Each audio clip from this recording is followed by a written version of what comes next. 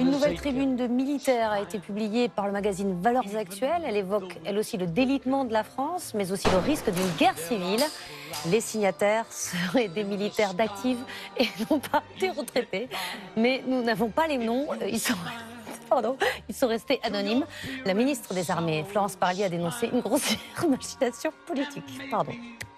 Des images de violence la nuit dernière à Fréjus. 4 policiers ont été légèrement blessés lors d'un affrontement avec une cinquantaine de jeunes. C'est une réalité de dire qu'il y a de la violence dans notre société et qu'elle enfle. J'aimerais bien ne plus me sentir aussi mal. Les violences se multipliaient pour Kevin, à Fréjus depuis 20 ans. C'est une des conséquences de l'abandon du quartier par la mairie. Il n'y a plus de centre social à la Gabelle depuis 2014. Le dialogue entre la mairie et le quartier a été rompu. Au bout d'un moment, ça explose. Pour le maire RN de la ville, David Racheline, c'est à l'État d'agir. Je pense qu'il ne faut rien céder, que lorsque nous devons traiter la question sociale, bien sûr, mais que le préalable à cette question, c'est d'abord le retour à l'ordre et à la sécurité. Et là, c'est l'État qui doit aussi, à nos côtés, intervenir. Le refus d'obtempérer est puni d'1 an d'emprisonnement et d'une amende, nous allons doubler. Hé Arthur, faut qu'on cause. Hé, arrête-toi! Vous prenez l'exemple des États-Unis où la délinquance et la criminalité sont 3 fois supérieures en proportion de la population à celle de la France, où les lois, effectivement, sont beaucoup plus sévères qu'en France. Donc si ça marchait si bien que ça, il devrait y en avoir moins qu'en France. Alors, enfin, il n'a pas pris l'exemple des États-Unis, à moins de considérer que la délinquance n'est pas seulement liée à l'intensité de la répression qui est menée contre elle, mais qu'il y a des causes sociales dont vous vous moquez en permanence, évidemment. T'es allé voir un peu comment c'est dans le vrai monde, Murray. Ça t'arrive des fois de sortir des studios? Tout le monde hurle au lieu de discuter. Tout le monde engueule tout le monde. Il n'y a plus aucune bonne manière. Il n'y a plus personne qui se demande ce que c'est que d'être le gars d'à côté. En réalité, ce qu'on observe depuis 15 ou 20 ans, c'est le retrait de tout un ensemble de services sociaux et la gestion exclusivement confiée aux policiers des tensions sociales sur le terrain. J'ai une mauvaise nouvelle pour vous. On nous coupe les crédits. Nous fermons nos locaux dès la semaine prochaine. La ville coupe les crédits tous azimuts, les services sociaux y compris. C'est la dernière fois que nous nous voyons. Ok. Sur des lieux où vous aviez des jeunes qui sèment le désordre, causent des problèmes, etc. Qui intervenait? Les travailleurs sociaux, les éducateurs de rue, les éducs spécialisés. Or, ce sont exactement les emplois sur lesquels on a épargné et on concentre tout sur la police. Ils n'en ont rien à foutre des gens comme vous, Arthur. D'ailleurs, ils n'en ont rien à foutre des gens comme moi non plus. La gauche, par exemple, est censée dénoncer le néolibéralisme, les dégâts du néolibéralisme. Or, qu'est-ce qui caractérise le néolibéralisme? C'est l'insécurité. La sécurité dans le travail, la sécurité dans la carrière, la sécurité dans la rue, la sécurité dans l'atelier. Et donc, c'est elle qui aurait dû prendre à bras-le-corps le problème de la sécurité. Vous écoutez rien du tout. Je crois que vous m'avez jamais vraiment écouté. Vous faites que poser les mêmes questions chaque semaine. Ça se passe bien au travail. Avez-vous des idées noires en ce moment? Tout ce que j'ai, c'est des idées noires. Mais vous écoutez pas de toute façon. Je disais que j'avais passé toute ma vie sans même savoir si j'existais réellement. Eh bien oui, j'existe. Et aujourd'hui, les gens commencent tout juste à s'en rendre compte. Démarche pour le climat, pour réclamer une loi plus ambitieuse. Nous ferons un tour de France dans ce 19-20, alors que le référendum promis par Emmanuel Macron pour inscrire dans la Constitution la lutte contre le dérèglement climatique s'éloigne. Le 28 mars 2021, une manifestation avait déjà eu lieu. Elle dénonçait aussi une loi trop peu ambitieuse et encourageait les députés à agir pour faire en sorte qu'elle le devienne. Malheureusement, cela n'aura pas été le cas et l'avis général sur toute cette histoire est catégorique. La confiance est brisée. D'ici quelques années, il n'y aura plus de nature, plus rien et après il y aura plus de terre.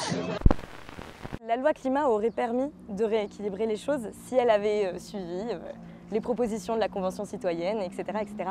Il faut réagir urgemment, quoi, comme on a fait pour le Covid, mais pour le climat, quoi. Aujourd'hui, on n'est plus là pour les alerter, pour leur demander de faire le travail qu'on aimerait qu'ils fassent. On est là pour leur dire qu'on est déterminés, qu'on voit bien que cette loi a été votée, qu'elle ne sera pas suffisamment forte, mais qu'il faut qu'on continue. On est là pour montrer qu'on est nombreux et qu'on a besoin et envie qu'ils nous écoutent, puisqu'on est aussi la population qui les a élus. On s'est donné un objectif qui est de réduire nos émissions de gaz à effet de serre de 40% d'ici 2030. En réalité, l'État français et l'État allemand se sont dit récemment il faudrait peut-être même faire plutôt moins 55. Et l'État allemand est même en train de réfléchir à moins 65. Sous la pression des ONG, des associations qui ont porté plainte et qui ont gagné en justice récemment contre l'État allemand. Dès le moment où Nicolas Hulot a démissionné, finalement, qui n'était pas le plus punk d'entre tous, si cette personne-là se barre en disant c'est pas possible de le faire dans ces conditions-là, qui peut le faire? Certainement pas M. de Rugy, ou certainement pas aujourd'hui le nouvel ministre de la transition écologique. Les pesticides ont mauvaise presse et peuvent nous inquiéter. Pourtant, ce sont des produits évalués scientifiquement et encadrés par la loi. Les algues vertes qui émettent des gaz toxiques ont envahi les plages bretonnes. Un rapport de la Cour des comptes pointe la responsabilité de l'État, accusé de ne pas suffisamment contrôler et réguler les élevages industriels. L'utilisation des pesticides est bien encadrée et ça, c'est bon à savoir. Tout ce qu'ils se disent, c'est qu'on va rester à notre place et encaisser comme des bons petits gars et qu'on va pas devenir fous furieux comme des loups-garous. Mais vraiment, le fait que les gens se mobilisent, on peut aussi mobiliser les parlementaires qui peuvent voter des lois différentes. Donc vous, en marchant, ce que vous visez, c'est pas Emmanuel Macron, exactement. C'est pas l'exécutif? Non, c'est pas l'exécutif, c'est vraiment le législatif, ouais. Voyons, qui peut me dire de quoi tout le monde parle en ce moment? Ce sont cette fois des militaires d'actifs qui publient cette tribune, comme la précédente sur le site de Valeurs Actuelles. Ils s'en prennent tout d'abord aux détracteurs du premier texte. Ces gens qui ont lutté contre tous les ennemis de la France, vous les avez traités de factieux, alors que leur seul tort est d'aimer leur pays et de pleurer sa visible déchéance. Il serait cette fois 2000 signataires, tous militaires en activité. Cette nouvelle tribune écrite par des militaires et qui revendique plus de 500 000 signatures. Les autorités annoncent que la ville est cernée par des hordes de rats.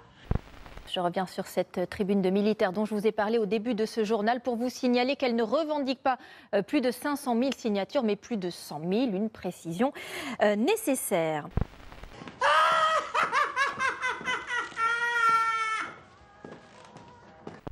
Nos camarades ont offert leur peau pour détruire l'islamisme auquel vous faites des concessions sur notre sol. Nous voyons la violence dans nos villes et villages. Nous voyons le communautarisme s'installer dans l'espace public, dans le débat public. Chaque jour qui passe, eh bien c'est un jour où les criminels se renforcent. Les fonds de poubelle de la psychologie. Les théories de cette fille sont ridicules. Ses compétences professionnelles sont nulles. Quant à sa capacité d'empathie, elle est vraiment lamentable. J'adore cette émission. Cette fille est encore plus barjot que moi. L'opinion qui révèle les chiffres d'un dernier sondage en la matière. Tiens, regardez.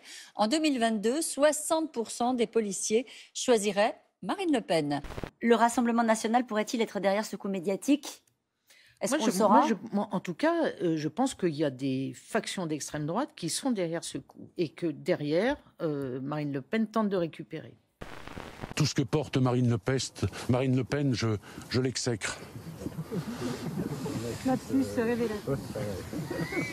Si une guerre civile éclate, l'armée maintiendra l'ordre sur son propre sol, parce qu'on le lui demandera. La guerre civile couve en France. La colère et la rancœur qui couvaient en ville depuis des semaines semblent prêtes à exploser. Des manifestants, nombre d'entre eux déguisés en clowns, ont envahi les rues aujourd'hui, dans plusieurs rassemblements opposés à l'élite de la ville. Une manifestation monstre a ainsi eu lieu devant l'auditorium Wayne, où un gala se tiendra demain. Quel est votre but aujourd'hui? On a riche, on a Thomas Wayne. C'est contre tous ces qu'on est ici. On a le système. Thomas Wayne, qui a annoncé récemment sa candidature au municipal, assistera à ce gala. Vous vous souvenez sans doute que c'est lui qui a le premier qualifié de clown nombre de citoyens de Gotham.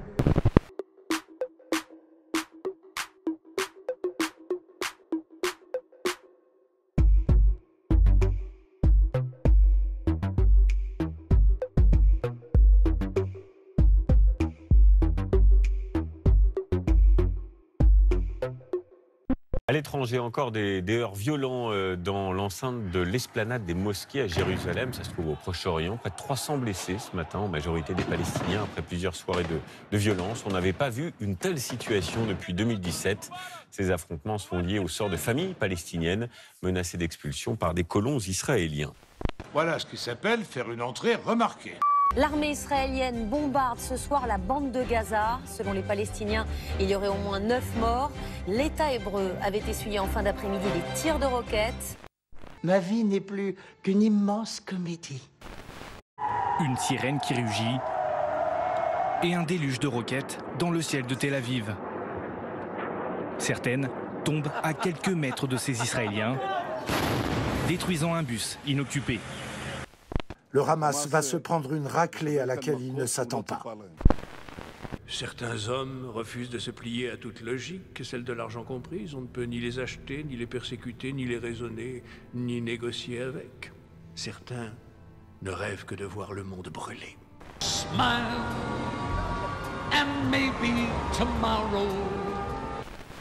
Du côté palestinien, 28 personnes ont été tuées dans la nuit de lundi par les frappes israéliennes. Parmi elles, 10 enfants, selon les autorités gazaouis. Non, ce n'est pas un sujet de plaisanterie. Oui, Arthur, ça n'est pas drôle. Ça n'est pas le genre d'humour que nous pratiquons dans cette émission. D'accord, oui, je suis désolé. Des centaines de roquettes sont tirées depuis la bande de Gaza en direction de Tel Aviv.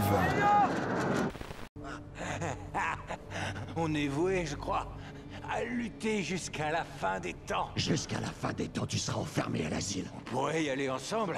Ils vont en mettre 2 par cellule capitonnée, vu le nombre de citoyens qui deviennent marteaux. La séquence est diffusée en direct à la télévision israélienne. Cette voiture blanche essaye-t-elle de fuir ou tente-t-elle de foncer sur la foule? Quoi qu'il en soit, elle se retrouve coincée et la suite est insoutenable. Le chauffeur, considéré par la foule comme un arabe israélien, est extrait de son véhicule avant d'être lynché au sol par des militants de l'extrême droite israélienne. Ça n'a pas été dur, car la folie, tu ne l'ignores pas, suit les lois de la gravité. Il n'y a qu'à donner une légère pichenette. Benyamin Netanyahou tire lui aussi parti de cette flambée de violence. Certaines voix israéliennes qualifient même leur Premier ministre d'incendiaire, lui qui exploite la vacance du pouvoir et se pose un homme fort, pendant que l'opposition tente de former une majorité gouvernementale. Des agressions qui existent aussi dans l'autre sens. Ici, à Acre, dans le nord d'Israël, 2 jeunes Arabes israéliens agressent un Juif. Même violence à Jérusalem, des Juifs sont jetés à terre et battus. Rien ne justifie le lynchage d'Arabes par des Juifs et rien ne justifie le lynchage de Juifs par des Arabes. Nous ne pouvons pas accepter cela. C'est doué.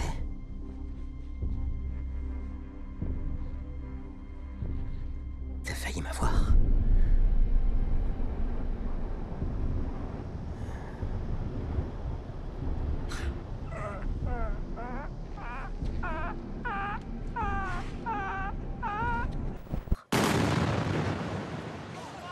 Les immeubles s'effondrent, les uns après les autres.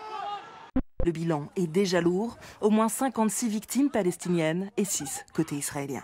Dans cette émission, des célébrités irakiennes sont invitées à se rendre dans des maisons auprès de familles qui ont été libérées de la tutelle de l'État islamique. Une fois sur place, un prétendu commando de Daesh prend en otage ces personnalités. Elle leur bande les yeux, elle les force à revêtir un gilet explosif et à implorer leurs assaillants.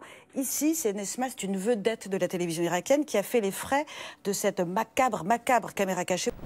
Quand nous en avons discuté tout à l'heure, vous avez dit que ce n'était pas un geste politique. Vous confirmez? C'est ça, Murray, je suis pas politisé. Moi, j'essaie simplement de faire rire les gens. Ça vous réussit?